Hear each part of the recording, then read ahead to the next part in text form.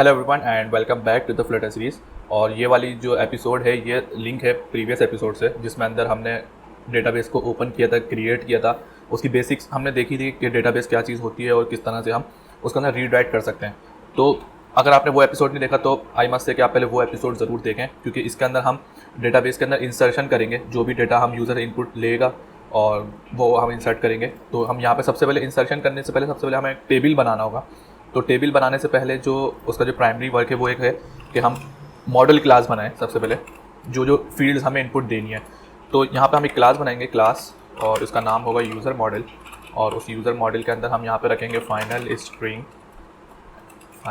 String name, और इसी को हम डुप्लिकेट कर देते हैं। बस नाम यहाँ पे चेंज करेंगे, इसका नाम होगा ईमेल, और इसी को डुप्लिकेट करके यहाँ पे इंट, और इसको हम रखेंगे एज। अब यहाँ पे ये एरर दे रहा है, या तो इसको नलेबल करो या वैल्यू प्रोवाइड करो। तो हम इसको यहाँ पे जनरेट करेंगे, और जनरेट करने के बाद कंस्ट्रक्टर, और कंस्ट्रक्टर के अंदर हम तीनों को सेलेक्ट कर लेंगे। एक काम और है जो हमें ज़रूरत पड़ेगी इंसर्शन के वक्त, वो हम करेंगे कि इंसर्शन के अंदर हम डायरेक्ट मॉडल क्लास नहीं दे सकते, क्योंकि वो एक्सेप्ट नहीं करेगा। हमें वहाँ पे जेसन ऑब्जेक्ट देना होता है। तो हम यहाँ पे स्ट्रिंग, और इसको एक मैपिंग टाइप बना रहे हैं 2JSON की ना।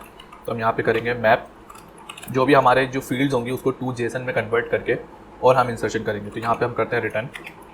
ये मेथड जो भी फील्ड्स के जो डेटा होगा उसको ले लेके एज अ जेसन ऑब्जेक्ट बना देगा, जिस तरह API का डेटा आता है ना उस तरह से। यहाँ पे हम रखेंगे नेम, और इसको हम वेरिएबल का नाम देंगे नेम। यहाँ पे हम रखेंगे ईमेल, और यहाँ पे हम वेरिएबल का नाम देंगे ईमेल।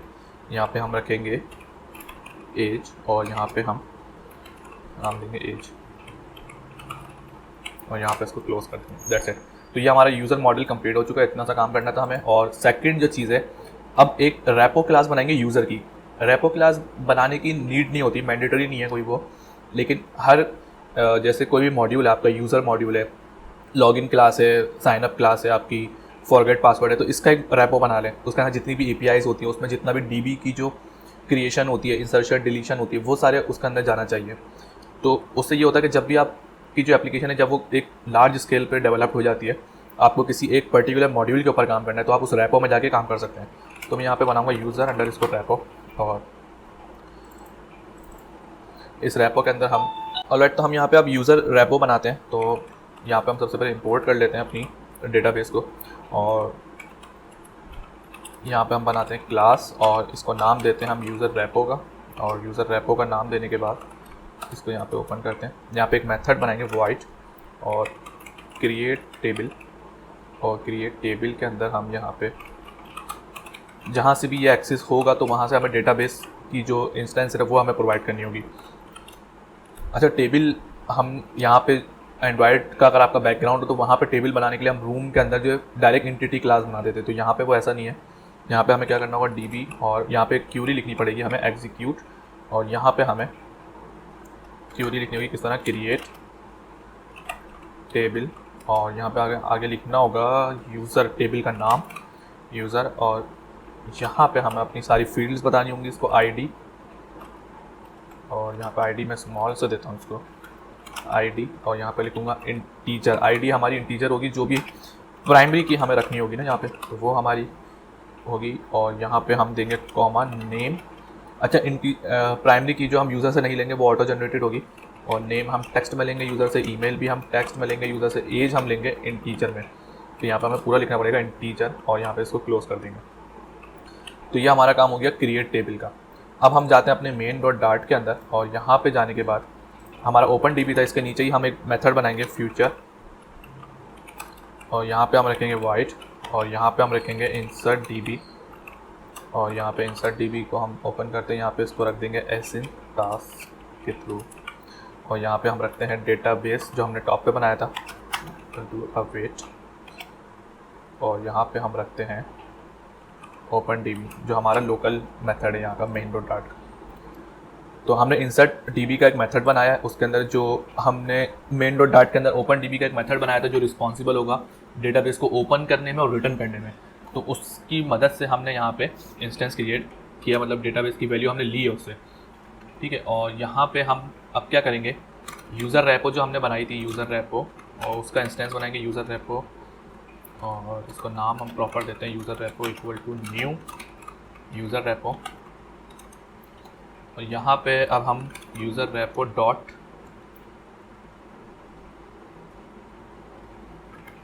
एक सेकेंड, ओके, तो यूज़र रेपो का इंस्टेंस बन गया। अब यहाँ पे हम लिखेंगे user repo dot create table, और यहाँ पे हम दे देंगे डेटाबेस का एक्सेस। यहाँ पे हमारा टेबल बन जाएगा, सही है। और यहाँ पे टेबल बनने के बाद अब हमें इसके अंदर इंसर्शन करनी होगी। तो यूज़र मॉडल हमने एक क्लास बनाई थी, वो जो क्लास हिसाब के लें, user model equal to new user model, और यहाँ पे हमें ये चीज़ें प्रोवाइड करनी होंगी। तो ये चीज़ें हमें मिलेंगी कहाँ से, नेम कंट्रोलर, जो हमारा टेक्स्ट फील्ड जो 3 बनी हुई, टेक्स्ट डॉट टू स्ट्रिंग।